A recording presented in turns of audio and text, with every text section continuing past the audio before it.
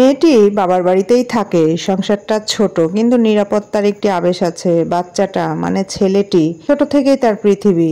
দিনের বেশি যেন বঞ্চিত, রাতগুলোতে মাথায় নানা চিন্তার ও স্মৃতির ছায়া। একদিন হঠাৎ করে ভুল করে মোবাইলের স্ক্রিনে একটা অচেনা নামের মেসেজ আসে। শুধু হাই, কৌতূহল দিনের ধ্যান ধারণা ভেঙে ফেলতে পারে কখনো কখনো। এক অচেনা কথার প্রতিক্রিয়ায় সে শুধু একটা সাধারণ হাই ফিরিয়ে দেয়। সেখান থেকে ছোট ছোট কথোপকথন শুরু হয়। প্রথমে দিনের খবর, পরে ছোটখাটো বেনিয়ন্তি। তুমি কি করছো, কি খেলা, কি এখন সময় কাটাচ্ছ কিভাবে, তোমার ছেলে কেমন আছে, এমন সোজা কিছু প্রশ্ন করত। উত্তরগুলো আসতে শুরু করে ধীরে ধীরে। শব্দগুলো গাঢ় হয়, মধুর হয়, একচেটিয়া একরকম ট্রাস্ট তৈরি হয়। এই ট্রাস্টেই গড়ে ওঠে এক নতুন সম্পর্ক। চ্যাট, SMS, রাতভর কথা বলা। জীবনে দীর্ঘদিন কেউ যা দেয়নি তা হঠাৎ করে এসে যায়। শুনে যাওয়া, গুরুত্ব দেওয়া, চট করে একজনের জন্য সময় বের করা। ছেলেটি অবিবাহিত, সেটাই মেয়েটির জানার পর প্রথম লেগে থাকে সন্দেহ। সমাজ যে চোখে দেখে সে চোখে দেখবে কি আমাদেরকে? তবে কথাগুলো নরম, স্নেহ মাখা, এমনকি মাঝে মাঝে ছেলের মিষ্টি কৌতুক মেয়েটির কাঁধের ওপর একটি অদ্ভুত নিরাপত্তার জায়গা। মেয়েটি তার জীবনের কষ্ট, পারিবারিক ব্যথা, ডিভোর্সের দাগ সব খুলে বলে। কেউ যখন খোলামেলাভাবে শোনে তখন ভেতরে আটকে থাকা কিছু মলিন আশা আবার জেগে ওঠে।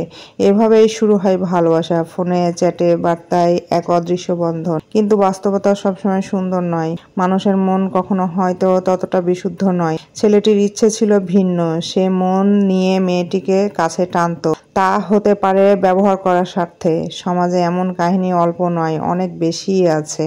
আমাদের সমাজে এরকম কত মেয়ে আছে এখন পর্যন্ত। সবকিছু জানার পরেও তারা কিভাবে যে ছেলেদের এই খপ্পরে পড়ে, এটা হচ্ছে বোঝার বাইরে। মানে এত সুন্দরভাবে নিখুঁতভাবে অভিনয় করে এই সব ছেলেরা, দিয়ে তাদের ফাঁদে ফেলার পরে সেই মেয়েরা আবার দ্বিতীয়বারের মতন এমনভাবে আছড়ে পড়ে, ধোঁকা খায় যে তার জীবনটা বরবাদ হয়ে যায়।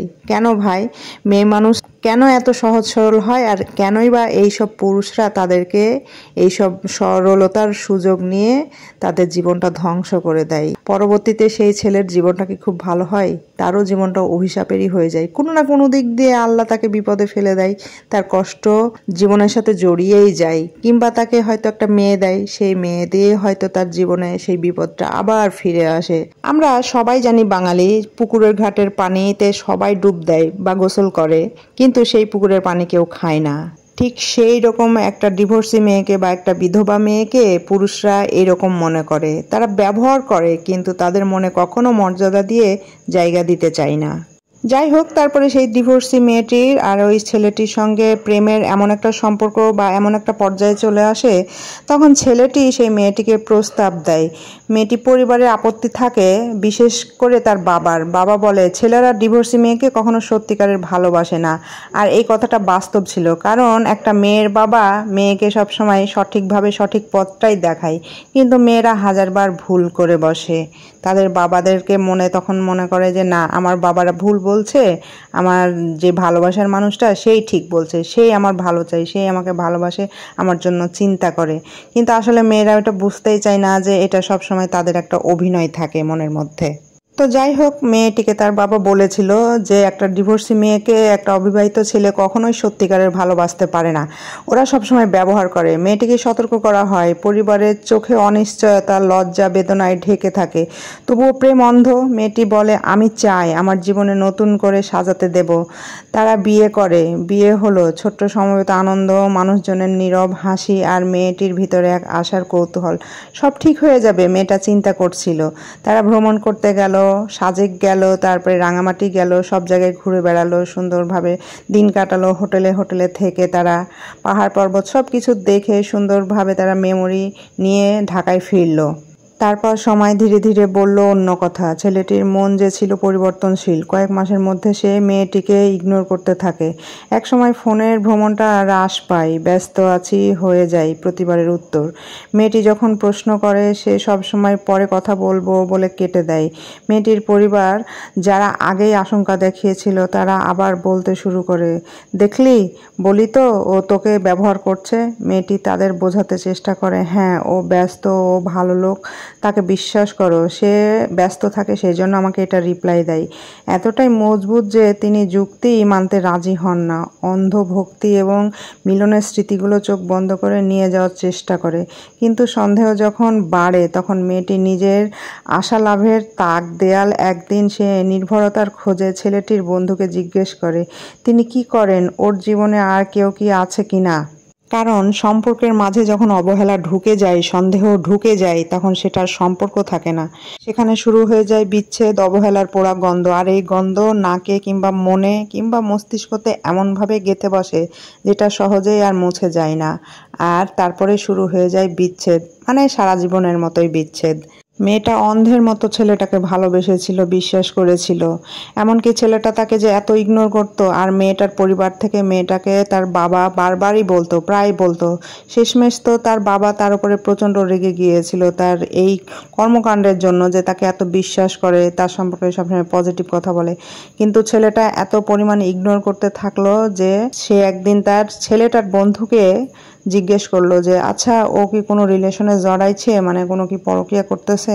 তখন ছেলেটা তাকে একটা বুদ্ধি পরামর্শ দিল। ছেলেটা ভালো ছিল, সেই কারণে তাকে একটা বুদ্ধি পরামর্শ দিল। বলল যে দেখো, তুমি তাকে পরীক্ষা করে দেখো, তোমার যদি নিজের কেউ থাকে তাকে দিয়ে তুমি পরীক্ষা করে দেখতে পারো যে আসলে সে তোমাকে এখন আর চায় না, সে অন্য কোনো রিলেশনে জড়াইছে।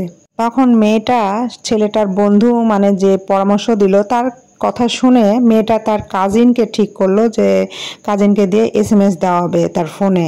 হ্যাঁ, তারপরে কথা মতো তাদের পরিকল্পনা শুরু হয়ে গেল। তা সেই মেয়েটা তার কাজিনকে দিয়ে ফোন করালো, মানে মেসেজ দেওয়ালো। প্রথমে মেসেজের রিপ্লাই আসলো, তখন তার মনের সন্দেহটা মানে বাড়তে লাগলো। তারপরে মেয়েটা তার কাজিনকে বলতেছে তুমি তার সাথে নিয়মিত মানে চ্যাটিং করবা বা SMS করবা, মানে আমি আর শেষ দেখতে চাই যে আসলে ও কি আসলেই মানে আমাকে ছেড়ে দিয়েছে না আমার প্রতি তার ভালোবাসা এখনো আছে। যখন লাস্টে প্রমাণিত হলো যে না, তার প্রতি তার কোনো ভালোবাসা নেই, সে তার কাজিনের প্রেমে এমনভাবে হাবুডুবু খাচ্ছে, তাকে 3 দিনের দিন তার কাজিনকে প্রস্তাব দিয়ে বসেছে যে আমি তোমাকে বিয়ে করতে চাই। সেম এই ঘটনাটা ঘটাইছিল এই মেয়েটার ক্ষেত্রেই, যে হচ্ছে একদিন হাই হ্যালো, 2 দিনের দিন প্রেমের কথা, 3 দিনের দিন বিয়ের কথা, এরকমভাবে বলে তাকে ফাঁদে ফেলছিল। মেয়েরা তো অল্পতেই পটে যায়, বিশেষ করে যখন এই যে বাড়ন্ত বয়সের মেয়েরা আসে। হ্যাঁ, এই বয়সের মেয়েরা সবসময় অল্পতেই পটে যায়। এরা কখনোই নিজেদের আবেগকে কন্ট্রোল করতে পারে না। এটা তাদের মাথাতে থাকেই না কোনোভাবেই। তারা মনে করে যে না, যে ছেলে তাকে ভালোবাসছে এটাই তার জন্য সর্বশ্রেষ্ঠ, সবকিছু তার জন্য জীবন দিয়ে দিবে, সবকিছু করে ফেলবে। এমনকি তার সেই ছেলের প্রেমে পড়ে এমনভাবে অন্ধ হয়ে যায় যে তার জন্য তার বাবা মাকেও খুন করতে সে ছাড়বে না। মেয়েটা এমন করে, কিন্তু ছেলেরা কখনোই এমন করে না। ছেলেরা ভালোবাসে, ফাঁদে ফেলে, মেয়েটার জীবন নষ্ট করে দেয়। তারপরে লাস্টে গিয়ে বলে যে না, আমার পরিবার যেখানে বিয়ে দিবে আমি সেখানেই বিয়ে করব, এমন একটা কথা বলে তার সাথে ব্রেকআপ নিয়ে মানে জীবনটা থেকে তার সরে আসে। তারপরে সেই মেয়েটির এমন অবস্থা হলো, সামনের দিনগুলো খুব কঠিন হয়ে গেল সেই মেয়েটির। কারণ সেই ছেলেটা তাকে তো ধোঁকা দিয়ে বিদেশে চলেই গেছে, তার সাথে বিশ্বাসঘাতকতা করেছে।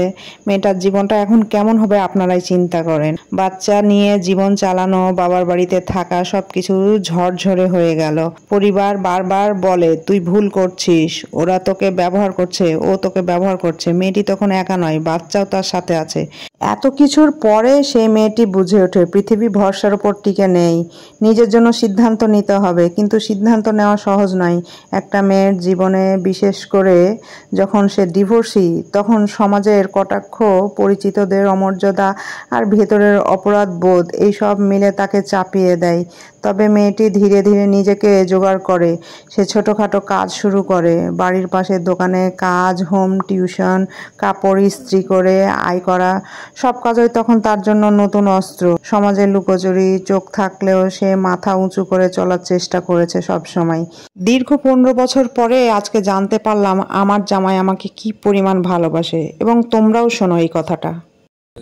গানে গানে যদি তোমার মনের কাছে আমার মনের কথা পৌঁছে যায়, হতে পারে খোলা আকাশে আকাশে পাশাপাশি বলতে চাই,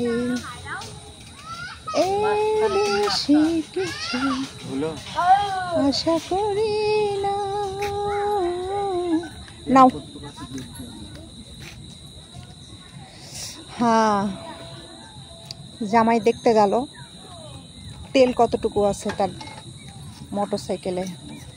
কি সুন্দর দুইটা ফুল তোমাকে দিতেছি, তুমি নাও।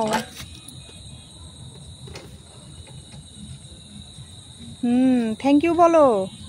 Thank you, welcome. তুমি কি আমাকে ভালোবাসো? ভালোবাসি। কতখানি ভালোবাসো? এই ফুলের সুগন্ধ, ফুল তো এক্ষুনি ঝরে যাবে। গানে গানে যদি তোমার মনের কাছে আমার মনের কথা পৌঁছে যায়, হতে পারে এই খোলা আকাশে আকাশে পাশাপাশি বসতে চাই, এর বেশি কিছু আশা করি। মেয়েটা বিশ্বাস করে খুব সুন্দরভাবে সংসার গুছিয়ে করতে চেয়েছিল, কিন্তু পুরুষ মানুষ ওই তো দিন শেষে ধোকা খাবে, ধোকা খেতেই হবে, ডিভোর্সি মেয়ে বলে কথা। আসলে তোমাদের ভাইয়া যতটাই বদমেজাজি তার থেকেও বেশি হচ্ছে ফানি টাইপের, মানে ও আমার সাথে ইয়ার্কি ফাজলামো করে অনেক বেশি, সেটা আমার সাথেই করে আর অন্যদের সাথে তেমনটাও করে না। আর বাসায় টুকটাক একটু করে ছেলের সাথে, আর আমার সাথে একটু বেশি করে। আমি কি করি না করি, সারাদিন কিভাবে কথা বলি না বলি সেগুলো সে কপি করে আমার সামনে বলে। আমি একটু বেশি বলি, ও একটু কম বলে, কিন্তু বলে তো হচ্ছে ও কোনো কথার উত্তর সঠিকভাবে দেয় না। ফ্রাইডে ছিল, একটু বাইরে ঘুরফির, মানে বেশি দূরে যাইতে পারিনি, ক্যাম্পাসেই। আর ক্যাম্পাসেই হচ্ছে মানে টাইম কাটাইতে ভালোই লাগে বিকেলটুকু। আমাদের দূরে একটু যাওয়ার কথা ছিল, প্ল্যান ছিল, কিন্তু দিন স্বল্প, মানে একদম ছোট দিন হয়ে আসছে, সেই কারণে বাইরে কোথাও যেতে পারছি না।